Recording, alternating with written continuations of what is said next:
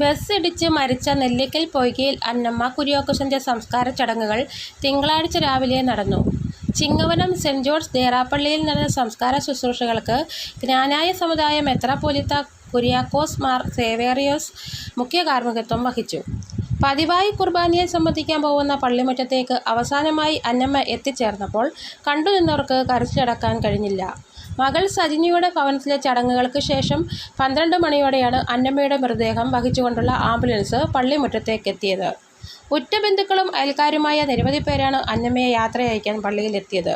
ശുശ്രൂഷകരുടെ നിർദ്ദേശാനുസരണം ചടങ്ങുകൾ ലളിതമാക്കിയിരുന്നെങ്കിലും പള്ളിക്കുള്ളിലും പൊതുദർശനം നടന്നു. സമുദായ മെത്രാപ്പോലീത്ത കുര്യാക്കോസ് മാർ സേവേറിയോസ് സംസ്കാര ചടങ്ങുകൾക്ക് മുഖ്യ കാർമ്മികത്വമേകി.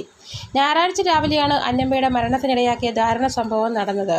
ചിങ്ങവനം റെയിൽവേ മേൽപ്പാലത്തിന് സമീപത്ത് വെച്ച് ബസിൻ്റെ പിൻചക്രങ്ങൾ കയറി ഇറങ്ങി അന്നമ്മ തൽക്ഷണം മരിക്കുകയായിരുന്നു. News bureau, Kottayam. പരിശുദ്ധനാകുന്നു.